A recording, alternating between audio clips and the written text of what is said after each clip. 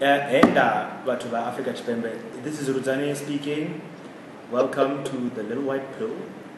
And then we have Tseho, Hi. the best Lee ever. What up? And then we have a man Lee.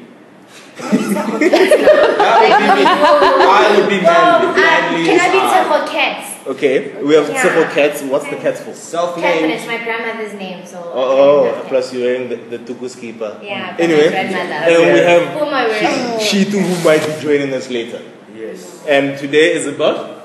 Today is about Pro Africanism. Africa, the motherland. You know, I love this place. I love this place so much. Why? And Why? Why do I love Africa? Why do you love the place? You were just born here. You didn't choose anything about You don't it. deserve to be born You here. don't deserve this place. Why do you love it? Name a thing you love.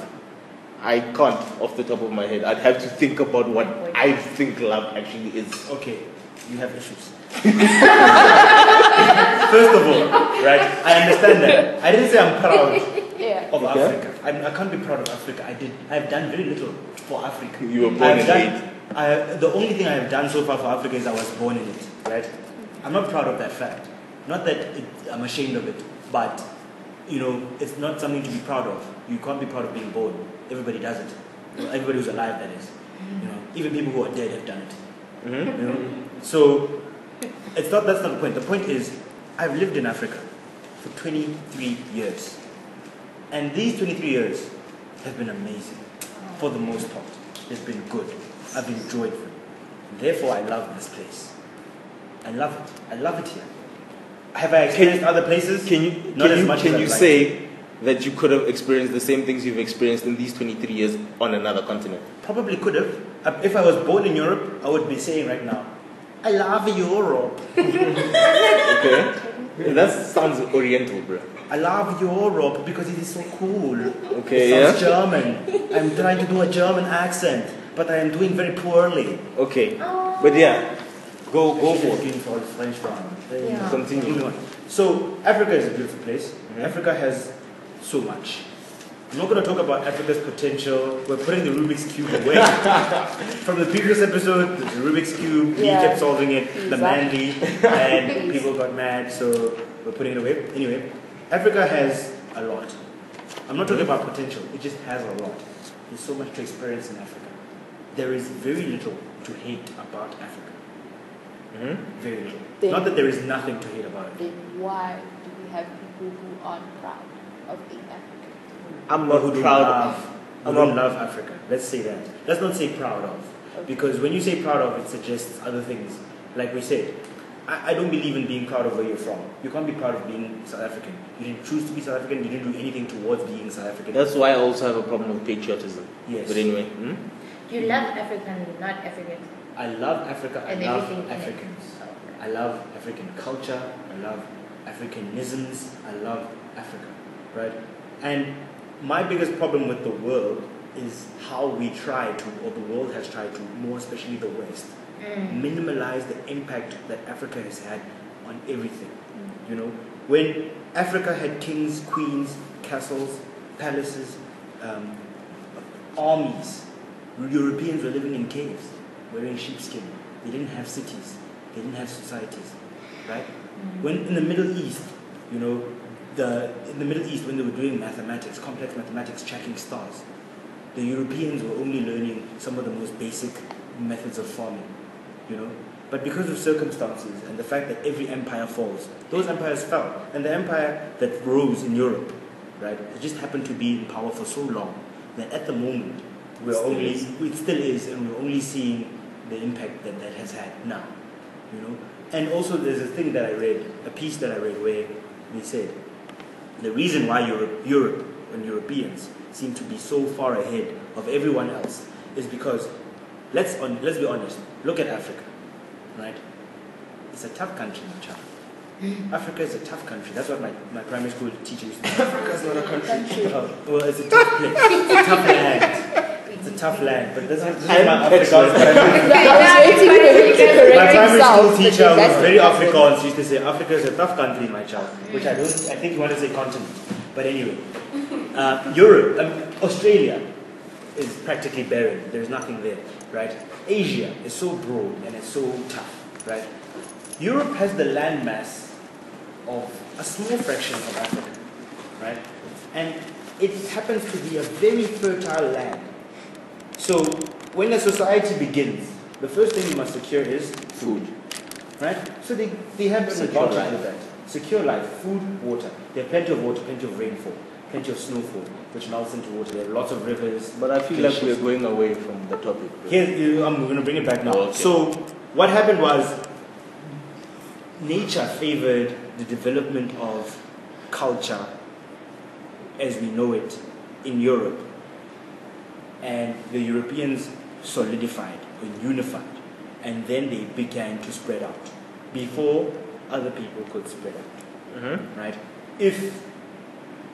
Like I was saying before we started recording this, there was an African king in Mali. Mali used to be there was a kingdom in Mali, which used to be one of the greatest kingdoms. There's stories of Mansa Musa, the richest man to ever live, one of the richest men to ever live.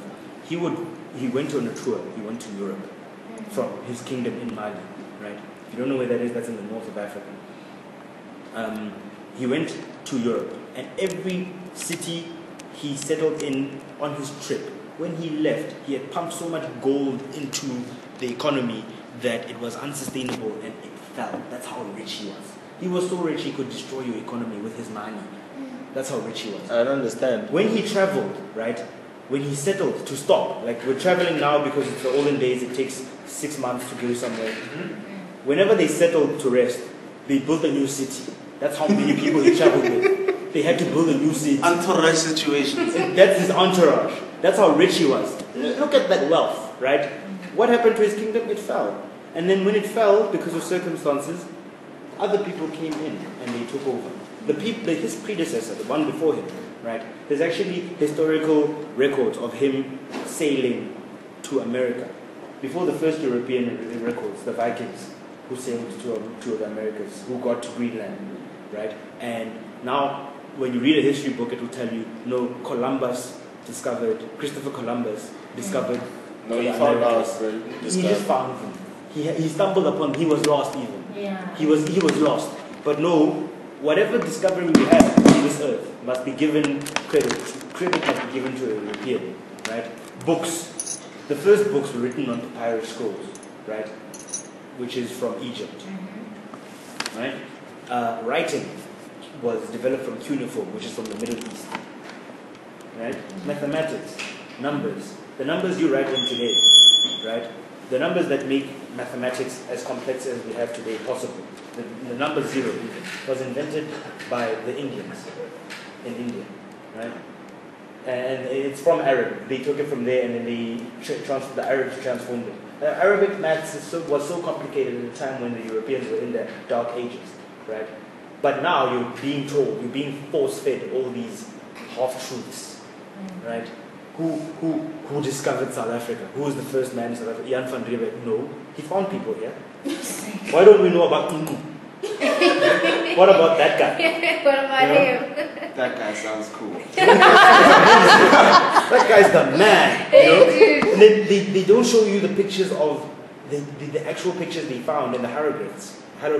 When you see the pictures of hieroglyphs, you see pale people. And you see them like with the poses, right? They don't show you the older pictures of the dark people, of the Nubian pharaohs. They don't show you that because there's an agenda to be not African, anti the black man. And Africa happens to be the home of the black man. If you look deep into the history of Africa, right, what you will see is the continuous glorification of the black man, right? And when the European came here, let's be politically correct. When the European came here, he wanted riches. To get riches, he had to oppress the black man for cheap labor, and also an oppressed person is easier to steal from than an empowered person. Right? If you have an empowered person and you say, I like your sheep, I want it, he will fight you. If you have a slave and you say, you can't say I like your sheep because a slave owns nothing. Well, yeah. So that is the entire reason why Africa, in my opinion, is the way it is. A few weeks ago, 2 weeks ago or something, in one of my lectures, cultural tourism or something, the lady was telling me about how even here, the archaeologists at this university discovered stuff in Africa that was made by Africans or whatever. Like, proof of advanced civilization and all of that, but it was suppressed by the apartheid government. Yes, because I just can't remember examples. It didn't push that narrative. You know that people in the east of Africa, Tanzania, Mozambique, even the east of South Africa, here, the Mapungwe people, who descend from my people. I'm very proud of my people. Yeah, man. Right? As much as even in Zimbabwe, there was proof of the. Yes. Yeah. Oh, those people. Those people were trading with the Chinese before Marco Polo went to China. Before Europe knew there was China, we were trading with the Chinese. You know that? No. They won't tell you this. I'm learning this from you. This is the exact same. They won't tell you this. They won't tell you this. They won't tell you that before. They won't tell you so many things. They won't tell you that the first university in the world. You haven't brought it back yet, Brett. First university, last one. First university in the world. Timbuktu. Timbuktu. In Africa. In Africa. And Mali, the very kingdom of Mali. Mansa Musa is Timbuktu. First university. Knowledge. Okay, The center of bring knowledge. it back. Bring it back. Africa is a beautiful place, which is why I love Africa. Because it has so much. That you don't know about, or just That you know about. It has so much you know about. It And- has so much that you can still learn about. It has so much to give. There's gold, there's diamonds, there's water, there's forests, there's life. There's so much in Africa. The people, oh my God, the people. The Europeans are as cold as their weather. It's beautiful. It's beautiful in Africa. You walk down the street. I'm not smiling at you, but I'm not pissed off at your existence. You're not. You are here, I'm here. It's fine. It's crowded and it's full and it's Wait. packed. And Then the what whole happened Qualify, now? it's so great. What happened now? What happened? Because you go Soweto, you go what? You find people, angry. There's They're not anger. angry at you, but like There's it's this like anger. the love has just it keeps disappearing. The love needs to be fed, and who's feeding it now? No one's feeding this love. We want to. It's a cold world now. We're all in pursuit of money. We're all, there's We all think that we can all be rich, and we can't. There's finite money, and there's too many people for that money. And the thing is, there's this interview I read where they were interviewing my favorite politician, South African politician of all time, Thabo Mbeki. That man. Right? And You must like our page, Tabo. Thabo, I'm a big fan. So I don't remember exactly how he put it, but he said he was asked, when you went to exile and you came back, what's the thing that changed the most for you? He said, when we left the people who were unified, who stood together, who cared more for values, more humane values, or who were more about enriching the community and things. And what? And what. This is when he left in the 60s. When he came back in the 80s, he found a people who were so materialistic, who were so about me, I must eat, I must get rich, I must eat. And that is what the world has become. Capitalism, or whatever ism you blame for that, has driven man to become more self-serving. I heard something once that I haven't researched myself yet, that apparently the Catholic Church is the inventor, in inverted commas, of capitalism, or of the idea of profit, and thus capitalism. I know that there was a big fight. One of the big fights between the three Churches. big religions that stem from the same Abraham's religions. I forgot what the name for it is. These three religions that stem from Abraham: Islam, Judaism, and Christianity. They have the same father, right? Father Abraham. He has many sons. Huh? And his sons, Abu Utran, they always fighting. Okay, but that's not the point. Apparently, when interest was invented by the Jews. And when they invented it, the Muslims didn't like it. That's why Muslim banks, They don't allow interest. Because interest is basically taking from your brother. And there's also something also written in the Bible about how I think it's every 7 years all your debts. I'm not entirely sure, but I think it's every 7 years, all your debts must be cancelled. Yeah, do you know that a slave is a slave in the Old Testament? A slave was a slave. This is the writings of Moses to the Israelites. His message from God. These are the laws. Mm-hmm. A slave is a slave for 7 years. If at the end of the 7 years, your slave then says, I have nothing else, I will stay and serve you. Pierce his ear. Then he is yours. Then you own him. You own him. But a slave is a slave for a short time. You know, capitalism, getting everything for yourself is not the goal. The goal is, if I am eating, my brother must eat. Your brother is not the son of your mother only. Your brother is everyone. Your brother is a man body or a woman body. A human being is your brother. Any human being. So let's take xenophobia for instance now. We're putting in political things there, though.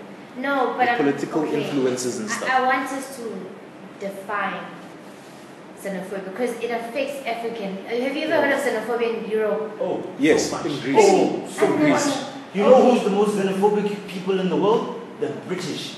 Jesus, the British are so xenophobic. Was it as extreme as ours? They won't go and kill them in the streets, right? But they'll never eat. You'll never eat in India. They don't want you to eat. They have this xenophobia. In the 70s and 80s, it was dangerous to not be English in England. Not to not be white. The British hate the French. They hate the Germans. They hate everyone who is not British. Okay. The British hate is so real. Right? A British man from this county, this suburb in the city, and this suburb, they hate each other. Right? But as soon as a British man from that city comes, these two from the same city unite and they hate him. But as soon as one from another province comes, they unite and they hate him. As soon as another from another country, they unite and they hate him. So would you say that their concept was brought here in Africa? That nationalism. Or did we have it all along and it's been in other countries as well? We've had it. Let's not lie. Yeah, it was just always less, been there. It was just less pronounced. For example, a Zulu man is a Zulu man. Alright. And he's always been a Zulu man. And the Zulus did war with the Vendas. They did war with everyone. The Vendas did war with the Shona. The Shona did war with... But that was less... Like I know with my own people, there was a disagreement between the Shona people and then my people split from them. From that. The Tsonga people, if you read the histories of Africa, it's never, oh, okay, you speak a different language, I'm going to automatically hate you. It's usually, we are the same, we fight, we split, and then we develop different cultures. That's usually what happens. And because we live in such varying regions of the continent, we even start looking different, behaving differently. And then people get darker because they live closer to the sun. Not the sun. Okay. That's closer to the equator. That's right. Well, I mean, measuring distance. Limpopo is closer to the sun. Limpopo is closer to the sun. So when you think about geography, okay, Yeah. fine. It's not a geographical discussion. Xenophobia is a product of colonialism. This is why I say this. When the Europeans came and they split up Africa amongst themselves, they decided this river would make a nice border. Then I don't have to build a fence. Therefore, I'm cutting it here.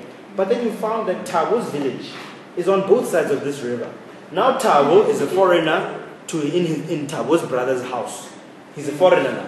He can't live here because this now is Rhodesia. It wasn't even Zimbabwe, it was Rhodesia, and this is South Africa. Wait. Did they? Okay, I know They colonialism was there, right? But wouldn't you say that before they came and divided us, we were already divided because we had different cultures even. We had... You could go, you see like the border. There were territories. But there were territories, yes. Yeah. And now the beauty of the territories was, me and you, we discussed this territory peacefully and we agreed. Now, when the white people came, they decided, okay, the way you split up, they didn't even ask us. They just cut. When they cut, they ended up putting two enemy tribes in the same country and forcing them to be one. And then separating one and forcing it to be two. That's why you find Ndebele in 3 different countries. You find Zulu in KwaZulu-Natal. Special case. But when they cut the Hutsi and Tutsi, that's the saddest thing in the world. Rwanda genocide. The Hutsi and the Tutsi. What's that movie? White people came with a ruler, measured your nose, decided you are a Hutsi. You could be standing with your family, your blood family, who you lived with your whole life. Your nose is slightly wider than your father's nose. You are Hutsi, you are Tutsi. Tutsi, you are rich, you are supporting the colonialists. Tutsi, you are poor. I don't know the word, the actual one. Why are you changing your accent? Sorry, it's a product of. I just get passionate about like, it. I don't think what's this? Oof, not vandalism, man. You can't see now that someone is getting a finger. No, not colonialism. Xenophobia. Xenophobia. I don't think we can say it's. It's not all from that. Cause what do you mean? Not all from? It's not all from the colonialists. Oh So, yeah, cause please understand, xenophobia, as it's being sold to us by the media, is a product of the media, right? A lot of it is, yes, pent-up tribalism. There's a lot. Africa didn't suffer from xenophobia before colonialism. It suffered from tribalism. yeah. Because the vendor man must eat. So the vendor man and his brothers will eat at the expense of everybody else. The Zulu man must eat, the Xhosa man must eat. That's the way it is. These are the tribes I'm mentioning because these are the tribes I know. I'm South African, I'm sorry. So, tribalism is rife. Even now, when we're trying to accept each other, tribalism is rife. It was one of the tools used by the colonialists to gain advantage. Because if two people are fighting, it's easy to pull the wool over their eyes and have your own agenda, which does not concern them, right? And tribalism has always been rife in Africa. Tribalism is rife everywhere. World War II is an example of tribalism. They dressed it up and they called it nationalism, right? Because it was about the nation. But basically it was Germans saying, the only one is the Germans. On that note, as a side note as well, Mhm. differences between first and third world countries of simply who participated in the Second World War. It has nothing to do with the actual state of the country, True. which I found an interesting thing. Another example of tribalism, as you say. Exactly. So as you think, oh, the third world countries are suffering, everyone that didn't participate in the big tribal group big throwing tribal contest is third world country now, and the first world countries are seen to be generally more better off, even though they just participated in this war. And it is what it is. Like, if you think about it, literally, it was the Japanese saying the Japanese must be better than everybody else, and the Chinese saying no, the Chinese, and the Italians saying no, the Italians, and the Germans saying no, the Germans. And the Germans even took it further. They like not just German, but specific looking German. Aryan Germans. The Aryan Germans. Aryan, which is actually a made-up race. Yeah. Can I put in my picture and You comment? put in yours is right. Yours is expensive. Yeah. It's not But cheap. it's Put it upside down. No, but as you guys are talking, I'm just thinking, it's so sad that we don't know our African history. I didn't know about the guy from Mali. You won't know about it. I didn't know, no, but the fact that we know so much about the Cold War, because that's what we taught in high school, we know about the Cold War, we know about what the history that we know, apartheid, the one that everyone commonly knows, that's the one that we know the most, or the Rwanda genocide, that's the one that we know. But apart from that, we don't know a lot in terms of our own history. So, what's up, guys? No, don't worry. Your history won't be taught to you because you're being taught by someone who wants you to not know your history. The apartheid government, it was imperative for them to keep blacks thinking that they have achieved nothing, that no black has ever achieved. The slavers, it was imperative for the slaver to keep the black man down. I have a question. Yes. I was reading this thing here at UCT, right? And they were saying, the Minister of Education, I think, Mandarin was introduced. Mandarin, yes. Yeah, it was introduced in the UCT, whatever, right? Uh-huh. And they want to bring it to high schools and whatnot. Do you guys think that's good? Mandarin. Yes. Mandarin. Yeah. Well, it depends on what you want to happen in the future. Considering that it's pro, Facts. The reason we're speaking English right now is because at some point the British controlled most of the world, right? Yeah. They had colonies everywhere and they split their language. If you wanted to do business and you wanted to do it well, you did it in English. And the reverse is becoming true. That only perpetuated, only continued after the fall of the British Empire because the Americans spoke English. And the Americans, during World War II, stockpiled gold. And they became rich, and they became the power that they are now. I'm doing this in inverted commas because America sucks. Anyway, Oh my God. Now, economic power is shifting. It's going to China. China is becoming a big player in the economy. They are stockpiling gold. Okay, but now Right. considering the fact that... And Sorry. sorry, let me just Yeah, you can finish. finish. If things go the way they are going now, in 50 years, if you want to do business and you want to do it well, not 50, maybe 100. If you want to do business and you want to do it well, you do it in Mandarin. That's just it. So if you don't know Mandarin, you're out. Or Cantonese.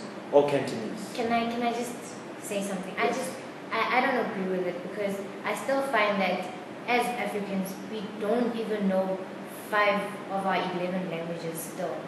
Most people. You know, I hear you, but I don't agree with that sentiment because Van Toner can be successful only knowing Afrikaans because he'll go to the University of Pretoria where he'll do engineering in Afrikaans and he'll go to Port and he'll do engineering in Afrikaans and no one will give him pressure. Right? Yeah. But Jawu will know English, right? And everybody will say, Jawu, why don't you know Zulu as well?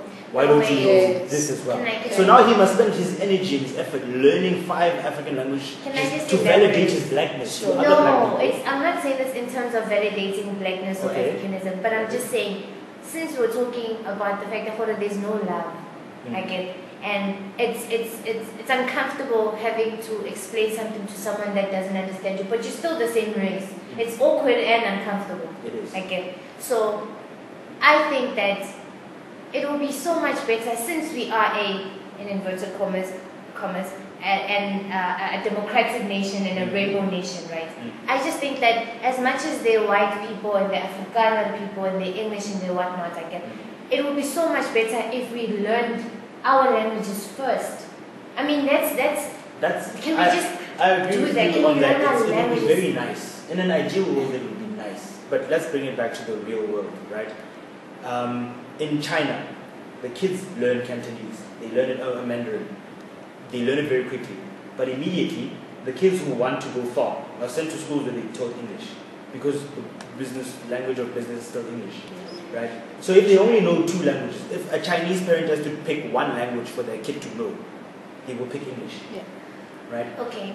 And that is where Africans start losing, in my opinion, because we have so much sentiment. We attach emotion to everything. A person dies, you could have, when this person was alive, you could have not even given them the time of day. But now this person is dead. We're going to spend 50,000 rands. 50,000 rands on a box to put them in the ground. Right? That's African. That's very African. We are sentimental humans, right? And this sentiment reaches to every aspect and facet of our lives. We are so sentimental to our language. If the Americans realize today that English is no longer viable, even in America, they are lucky because their English is available in their country and you can be successful in America. You don't have to go outside. Right? But now you must realize the whole world over, everybody is doing their language and English. Right? And now you want me as an African child to do my language, your language, someone else's language, and English. When am I going to compete? I won't. I'll never. You know? And I'm not saying scrap languages. No. I'm saying let's be fair. You know, I have a friend, I'm not going to name his name, who cannot speak an African language. Right? I also have one, but he can understand. He understands them. Obviously, if you live here long enough, you will pick up the languages. Yeah. Right? And he has a hard time being around other African people. The only reason why there's a problem is because he's black. You know, we never give any other race a hard time for not knowing an African language, even if they've been born and lived in Africa their whole life. Is that a Brown Dash song? Umuntu omnyama akafuna ubone omunye omnyama aya phambili. It's Something like that. Mendoza. It's Mendoza. Ebo. Hello. Black people put black people Those down. are still relevant people. Mandos. Can I? Black people put black people down, and I don't understand why. Even if you speak in a black accent, they will put you down. Exactly. You will know all the African languages like they want you to. Speak English in an African accent. And then it's a problem. Hey. They laugh at you for doing that. But should a white person do that? Or let me not say a white, a non-South African Caucasian person speak do that. English in a French accent, a German It's fine. accent. It's okay. completely fine. It's fine. That's another reason why I have a problem with English is not xenophobia his in South first Africa. language. It's not my mother's tongue. You know, It's you know. not your The thing is, there's this mentality that it's a product of the systems that we were born under. Mm-hmm. There's so much pressure on Africans to be a certain way, and then couple that with the sentimentality, couple that with the complexity of African. Because Actually, I think you've made a very pertinent point there. The pressure of Africans to be a certain way. Yes. I think that's something that essentially can I don't know, forgot the word for it now, but essentially, in a nutshell, explain the sort of pressures, explain the sort of delicate situation that South Africa has been in and is still in for quite some time to come until we confront this and that. There's pressure that in order to be African, it's not enough to be born in Africa. You have to be black. You have to be of a certain type. You have to be this kind. And even when you are all of those things, It's it not can then enough. come down to another technicality. You can't be white and African, which is what I wanted to bring up as well. exactly, I've been thinking about that since I heard Within this this, topic. yeah, You know, within this.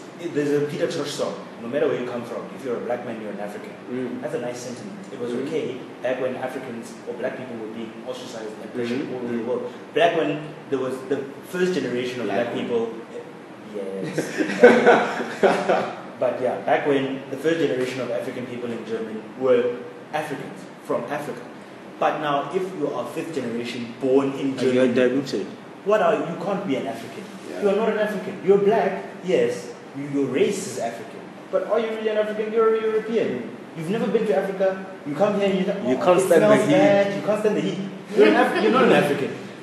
And then Pete, who was born in the Free State, he's not even fifth generation, bruh. He's 100th generation, bruh. He's Jan van Riebeck's descendant, bruh. Straight, he's been living here his whole life. And He he's has no roots, no family, no connection to Europe. But we must call him European. That's a lie. He's lying to himself. We're lying to him. We're lying to ourselves. Everybody's lying to everybody. Pete, you're an African, my man. You're an African. This type of segregation, this fidelity that comes in with this conversation as well, this type of granularity was required in order for a minority to rule over the majority. Yes. This was a requirement. This is why, I don't know if any of you have ever read District 6. This is why it was required to split communities where all these people were just communicating and they were living together. Even people in the same place needed to be split up. And I'd also like to point out that not too long ago it was pointed out to me that Soweto is not some descendant of a word in an African language or something. It's Southwestern Township. So it's I had Soshanguve. no Social idea. Ngube, Soto, Yeah. Shangan, And Yeah. Nguni. Nguni, And Venda. Yeah, we, That's it. these Well, things what? have become so Yeah, that's ingrained. That's what within Social Oh Ngube my means. goodness. I didn't know. It was I've never been told this Divide at and school. conquer. Never ever. Divide and conquer. Divide and That is conquer. it. Divide and conquer. They divide you, they conquer you, they win. And then what do? When you come out of that slavery, when you come out of that mental prison, you stay. You come out physically. You stay in the mind. Because Yeah. it's And been you stay ingrained divided. into everybody who's brought you up. Mm. So it's Stay in divided. there. It's a little bit, but it's enough. It's enough. more than enough. And people, Okay, I'm getting this. Okay. I just no. Use your words. Use your words. No, like I the know thing we're is allowed that- one swear word, and I need. This is the appropriate time. Mindfuck. That's it. I didn't get to use my swear word last time. Wait, okay, I just think, Kuri.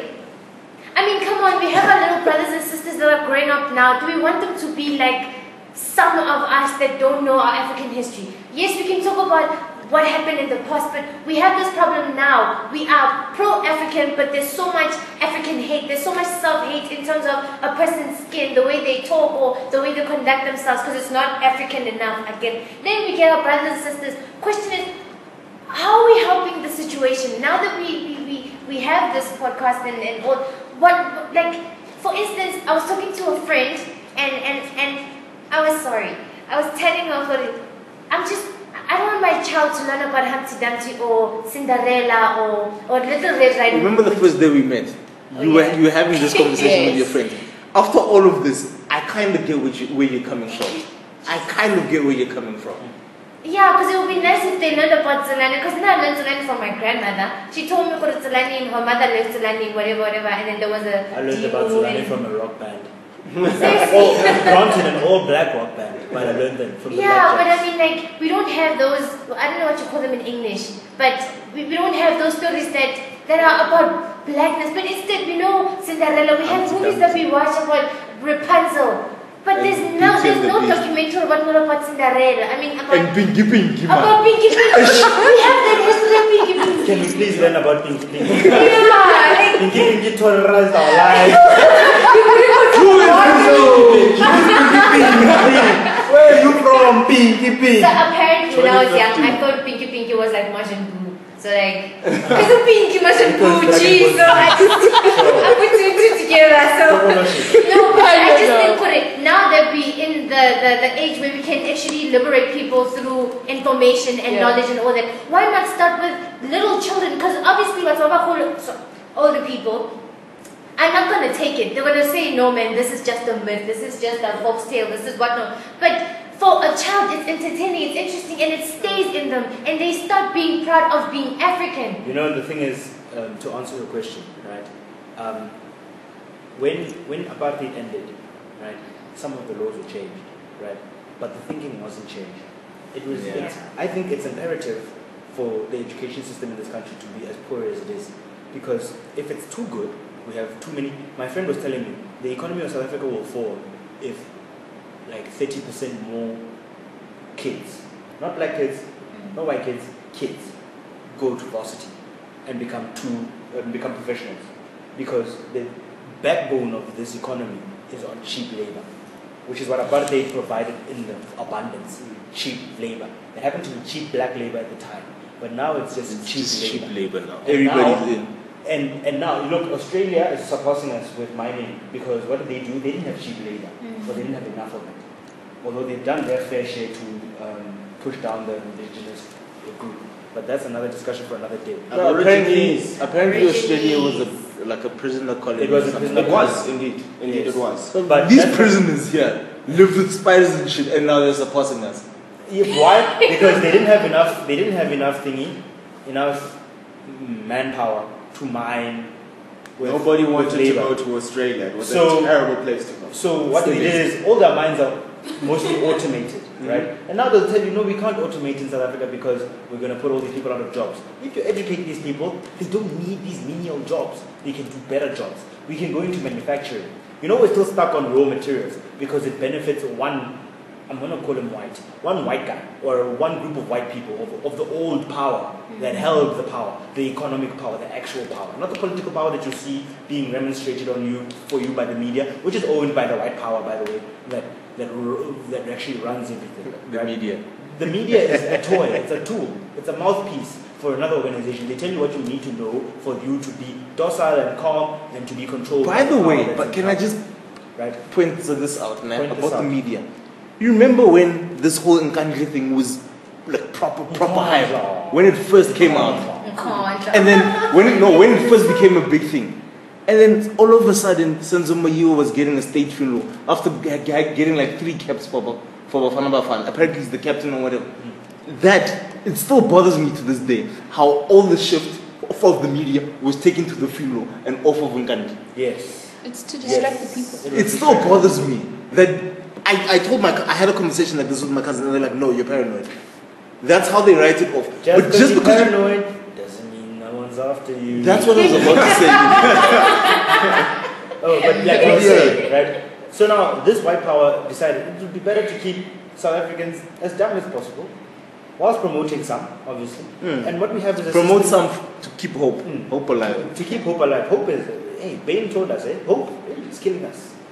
I can't remember the exact quote. You hope to poison your soul. And once Kosin is dead, then you will have my permission to die. Anybody who gives permission to die, Anyway. As an example, I'd like to point out as well, we all know Mark Shuttleworth is South African. Yeah.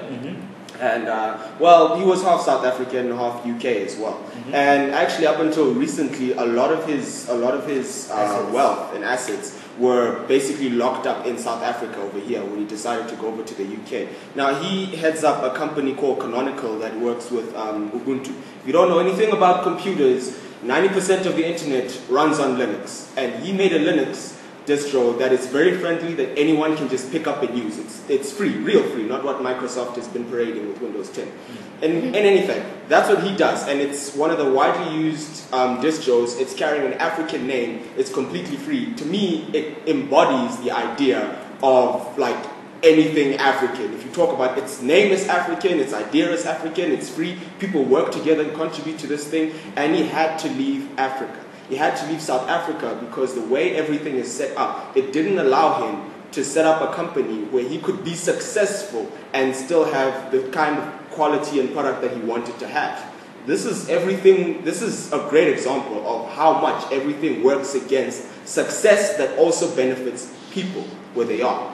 To tie into that, they interviewed a very prominent Asian businessman. I'm not sure if it's Japanese or Taiwanese. I can't remember. And I read his statement. He's like, "What do you think?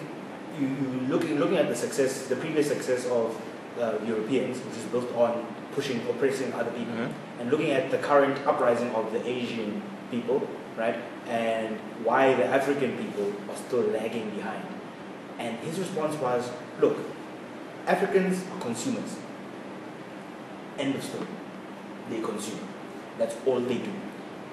In Africa, the African child is taught, grow up, make money, spend it. Right? Whereas the Asian child is taught, be excellent in everything you do and raise up the name of the Asian. Raise up the identity of the Asian. That's why when you're sitting in class and you're good at maths in South Africa, in high school, Victoria, right? They make fun of you. What will crack? You are you think you're better than us because you're so good. This is my experience, right? And in Asia, if you are failing, they make fun of you. You know, in Asia they push you to work hard to produce. The Asians want to produce. They're like, oh, Europeans, you have cars. They sent Japan when after World War II they were a mess. Hiroshima and Nagasaki. Yes, that's my closing point. Okay. They were a mess. They wanted to start again. And what did they do? They sent people to Europe to study the cars. They brought cars from Europe for a short time. Then they started making their own cars. We can't do that. The day a South African, black or white, says, I'm going to make a car company, you will see how quickly it will be torn to shreds. About this whole Itumeleng Khune situation, him and Chief's situation, the media has been telling him, bruh, you're greedy, all of that nonsense. Now that he's got what he wanted, which Chiefs were willing to pay anyway, they just didn't want to. And then, no, what am I saying? Yeah, exactly. But anyway, you get what I'm saying. This man has been working his butt off to be as good as he is. He deserves to get what he gets, but the media was thrashing him so hard, right and center. So even the people of the country were thrashing him. My brother was thrashing him. His girlfriend pointed it out this morning. He's like, she was laughing, and he's like, why are you laughing? Like, you were on this whole thing, and he's like, yeah, there's someone all arrogant there, because he couldn't back up the thing now. He couldn't back it up. And the thing is, the longer we stay consumers, the longer we can say, okay, it's fine, you must expand. If someone from China invents a great product, it must come here. But then after 20 years, we can't still be importing it from China. We must be now exporting our own version. Sure. But you must also know that you need consumers. You need consumers, yes.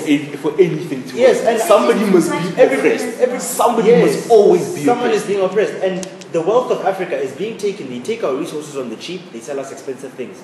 Okay, That's it. okay. Yeah. Closing arguments. I'm done. Can I advertise? Oh, geez. All right. So we're going to be giving these guys a snippet of a poem from an EP that we have that's going to be coming out. It's going to be completely free. We're poets. 15 seconds. We're doing this for free. Please like us on Facebook. Listen to the poem these guys are going to add in. It's awesome. Okay, bye-bye. Advertisement. Bye. At first glance, she was just an empty glass. Our glass figures shouldn't be touched, they shatter dreams. Although our classy figure would outlast our claustrophobic thoughts with lust, our eyes couldn't hold more than just her beauty at a time.